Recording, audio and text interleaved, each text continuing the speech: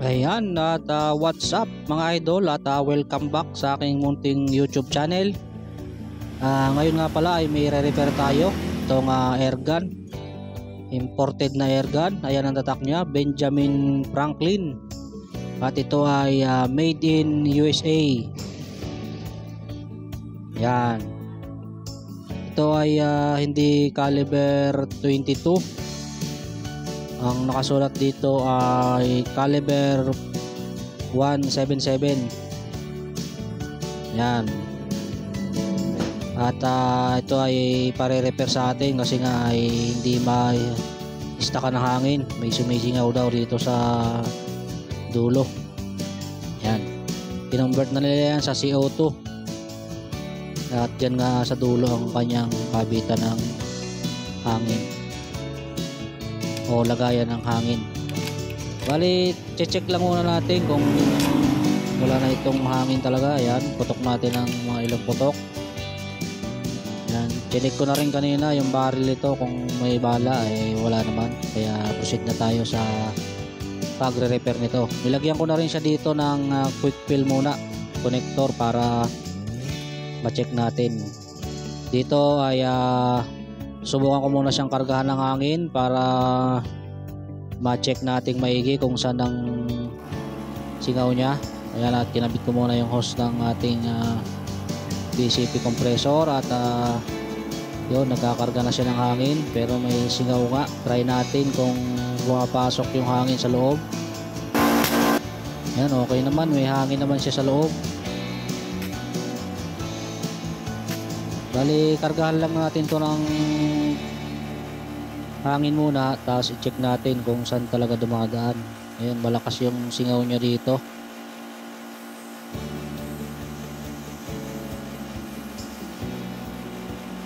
Ayan, siguro mga 800 PSI, pwede na siguro yan.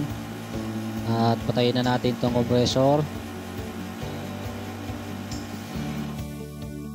Ayan, sumisingaw nga siya. Tapos i-check natin dito sa tubig. Ayun, kung makikita nyo, malakas ang bula. Ayan, bumubula siya.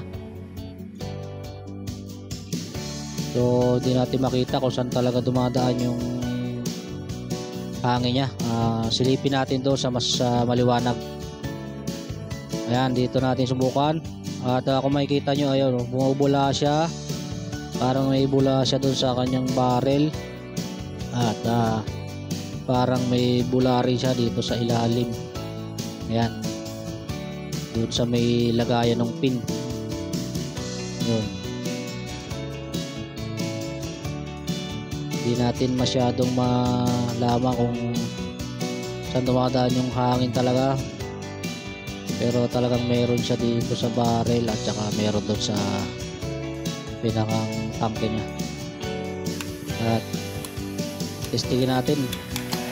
Ubusin na lang natin yung karga nito para pwede na natin buksan. Ayan mga idol, at dito na tayo. Bali, pinaluwag ko na rin tong kanyang pin na to. Tutulak lang natin yan palabas. Ayan, tanggal na yung kanyang pin. At pitin lang natin ng plies tong kanyang inlet port na to, o yung kanyang pinaglalagyan ng o-ring na yan. Ayan, tatanggalin natin yung palabas. At dahil nga sumisingaw yan parte dito, ay malamang sira na tong o-ring na to. At yan ang isa sa ating papalitan. Yan mga idol, at kumuha lang ako ng mga gamit. At tatanggalin na natin tong kanyang o-ring. Yan, yung malaking o-ring na yan ay papalitan na natin yan para mawala yung singaw. Tapos itong piston nya rito sa valve ng inlet, checkin na rin natin para sureball na tayo pag kinabit natin ay wala ng singaw. Kasi total nakalas na rin naman natin to, edi linisin na rin natin. Tingnan natin kung may dapat palitan. Parang medyo nang stuck na siya. At ito, nung tinanggal ko siya ay sinisilip ko tong loob, medyo makalawang na siya. Nakakabit sa kanya ay hindi o-ring, para siyang rubber na flat. hindi na natin papalitan yan at wala naman tayong pamalit. Itong o-ring na malaki ang ating papalitan. Tingnan natin kung may kasukat siya dito sa mga o-ring na pamalit ko. At sa tingin ko ito mukhang pwede na to. Ayan, medyo malaki siya ng konti pero yung taba, pero natural lang yan kasi numipis na nga yung dating nakakabit dyan kaya sumingaw. Ayan, kabit na natin yan dyan. Tapos lilinisin natin tong kanyang goma. Ayan, marami na siyang nakakabit na kalakalawang. Tanggalin lang natin. At sa tingin ko naman pwede pa ito kasi makinis pa naman yung niya yung pinakang goma niya, hindi pa naman siya nagbibitak. Ayan, napatungan lang siya ng mga kalakalawang. At kutkutin lang natin yan. Tapos yung nilalapatan niya ay silipin natin. Ayun, mayroon din siyang mga kalawang sa loob. Sundutin lang natin para matanggal yung mga kalakalawang niya doon, para pagka lumapat yung goma ay hindi siya sumingaw. Ayan nga, kumuha ko ng konting tela para malinis natin yung loob. At yan, makikita nyo, mga kalawang talaga, madumi yung loob niya. Linisin lang natin yung mabuti para pag nagkarga tayo ng hangin sure na hindi na siya sisingaw. Kaskasin lang natin maigi yung mga bukol-bukol niyang kalawang. Yan, puti-puti lang natin para maging malinis na. At okay naman yung butas nito, diretso naman. Tapos naman doon sa kabilang dulo. Pero linisin na rin natin to yung sa may labas kasi marami na rin duming nakasingit. Pagka pumasok kanya sa loob magiging cause yan ng pagsingaw kasi hindi lalapat yung kanyang goma nung piston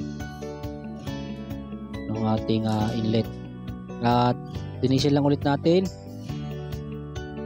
para pwede na nating asimbulin. At una nating ipasok yung piston, tapos sunod natin tong spring, nasan lang natin yung medyo kalakalawang, tapos kabit na natin yung kanyang tornilyo.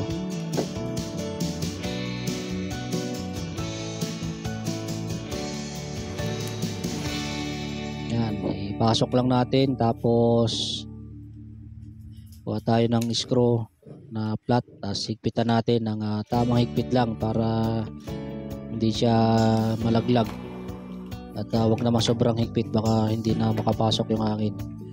Tapos i-try muna natin yung dulo nito kung maganda yung lapat ng o-ring. Ayun, mukhang okay naman, hindi siya masyadong masikip, hindi rin naman siya maluwag.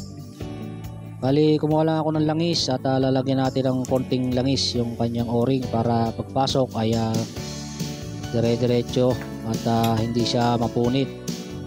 Kasi mahirap yung mga ganito, yung mga pin type, pag sumabit niya sa butas, pingas yung o-ring at sigurado sisingaw yan. Kaya yan, dahan-dahan natin ipasok. Ayun, nakalagpas na siya sa butas. Ayan, isagad lang natin, tapos hanapin natin yung butas na tumapat dun sa lagayan ng pin.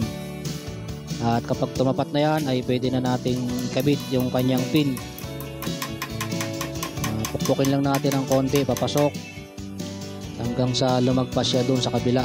Kailangan tagusan yan at parehas nakalagpas dun sa magkabilang butas yung kanyang pin para hindi yan tumalsik pag tayo nagkarga na ng hangin.